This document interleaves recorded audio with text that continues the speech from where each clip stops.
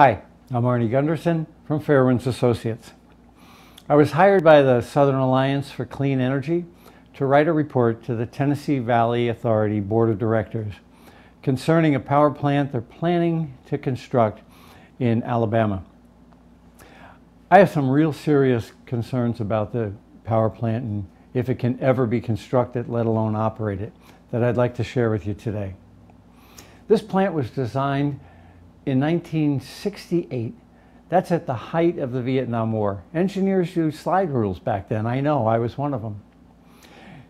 It was authorized to begin construction in 1974.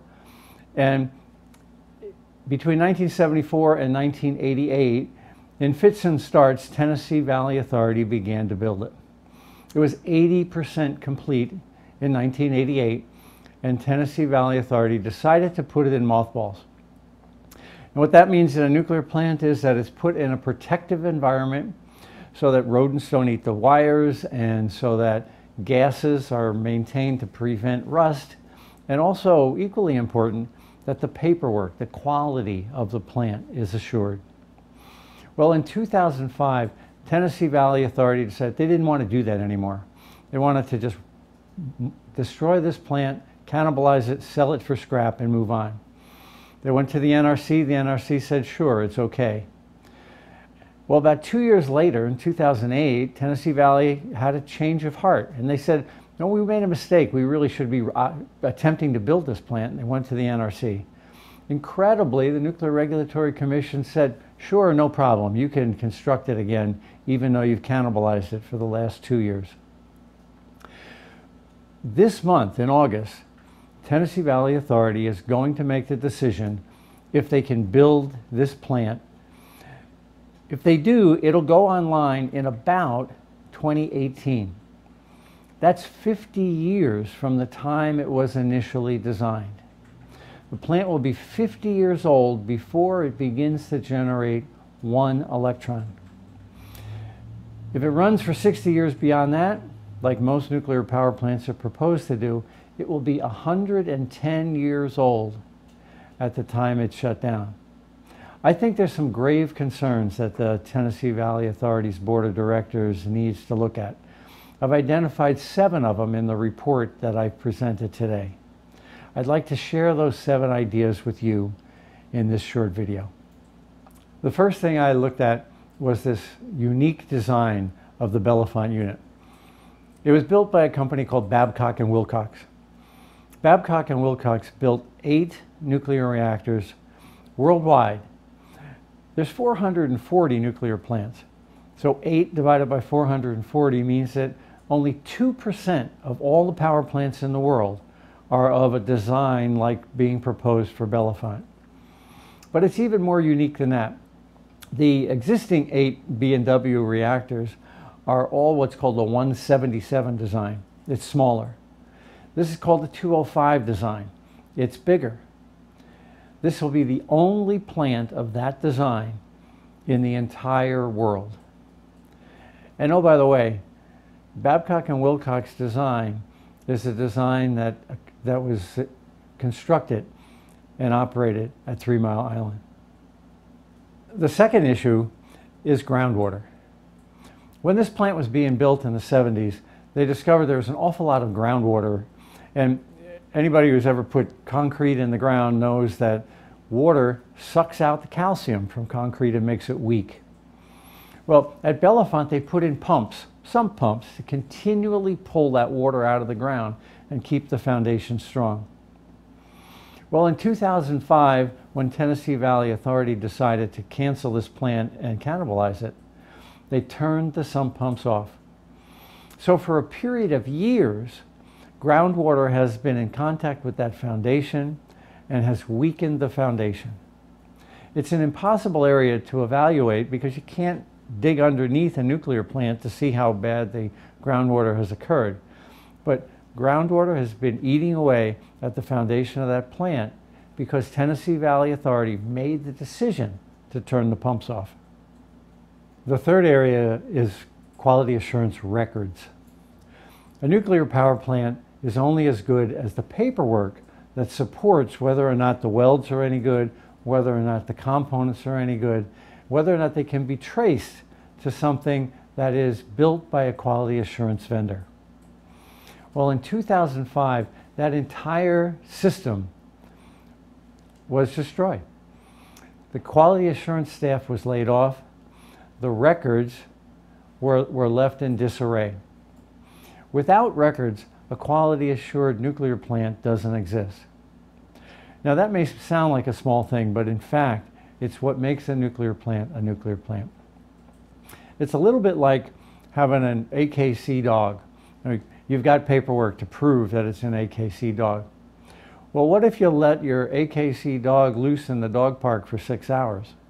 Could you be sure that the puppies are really AKC? The answer is no.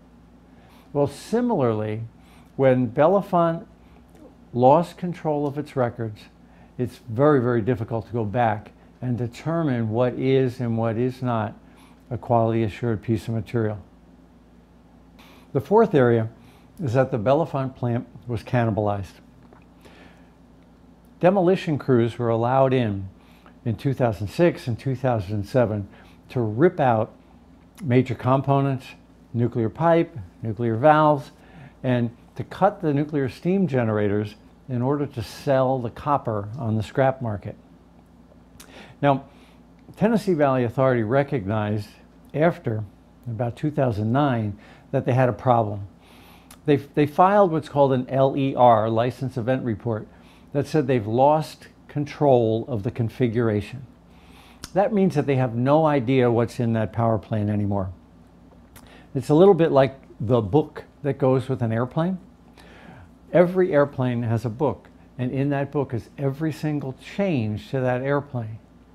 Well, when Tennessee Valley Authority decided to cannibalize the plant, they threw the book out.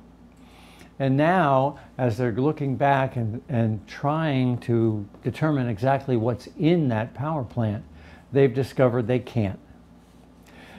This is a serious problem. Construction crews have been ripping the plant apart for years. Controls in the environment, mice eating the pipes, eating the wires, causing electrical short circuits, the wrong material inside containment. All of these problems have occurred as a result of the unit being cannibalized. The fifth area of concern is the containment vessel itself. It looks substantial from the outside, but in fact, the steel tendons that hold it together have begun to rot. Workers were inside the plant and they heard what they thought was a shotgun. It turned out that it was a steel tendon snapping. As they evaluated that, they determined that other steel tendons had things called sulfites on them, and others had water, which was causing rust. Now, this containment at Bellefonte is really similar to the containment at Crystal River. We've talked about Crystal River before. A 60-foot long by 20-foot wide crack is developed in the Crystal River containment. Now, it is possible that when they try to fix the Bellefonte containment, they try to retighten it as a result of this exploded tendon, that it too could develop a 60-foot long crack, just like at Crystal River. The Crystal River reactors will be shut down for 5 years to correct that crack, and it won't be till 2014 till we know we've got it right. So to move forward on Bellefonte now is a grave risk, financial risk, to Tennessee Valley Authority, because they won't know for sure if that containment can be fixed until Crystal River gets it right, and that's not going to be at least until 2014. The sixth area is that there are historical precedents of people trying to start up a nuclear power plant and failing. And Tennessee Valley Authority doesn't seem to be paying attention to the fact that history is not on their side. The first reactor is Zimmer. Zimmer was built in Ohio, was 98% complete when the utility decided the paperwork, the quality assurance records to make sure that the welds were really nuclear grade welds were not adequate. The plant was mothballed and then destroyed and turned into a coal plant. The other plant was Washington Public Power Unit 1. That's identical to the Bellefonte Unit. Well, about 8 years ago, the board of directors at Washington Public Power faced the same decision that Bellefonte did. And they said, whoa, this is way too risky. As a matter of fact, it was an easier decision to make for the Washington Public Power District because that plant had never been cannibalized. So Washington Public Power and Zimmer threw in the towel because of quality problems in trying to start up a nuclear plant that was long delayed. Bellefonte has been delayed even longer. It'll be 50 years old before it ever goes online. And yet the board of directors at Tennessee Valley Authority is being told by management that it's a prudent expenditure to move forward on the design. I don't think so. The final point I made to the board of directors of Tennessee Valley Authority is that 5 nuclear accidents have occurred after this plant got its construction permit in 1974. There's lots of lessons that have to be learned, and the lessons from Fukushima will not be learned immediately. They'll be 4 or 5 or 6 years in the making. Containment issues at Fukushima, though, should be known to everybody.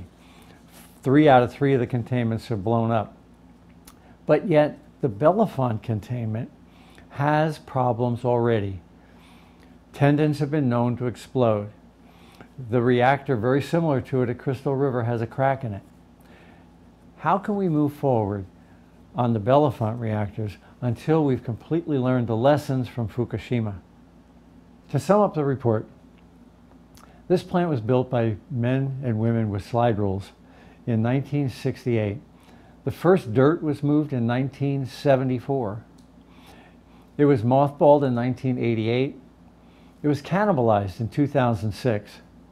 And yet the Nuclear Regulatory Commission and Tennessee Valley Authority think it would be a good idea to put it back together and operate it beginning in 2018. It'll be 50 years old if it can be constructed on the schedule that Tennessee Valley Authority claims. Then Tennessee Valley proposes to run it for another 60 years. It'll be 110 years old, the oldest plant in the world by a long shot, if this plan is allowed to go forward. I recommend to the Tennessee Valley Authority's Board of Directors that they have another look at this. I think there's too many risks and too many schedule delays, cost overruns, and the likelihood of serious operating problems in the future if they continue to build the Bellefonte plant. The full report I've written is on the Southern Alliance for Clean Energy's website. Thank you very much.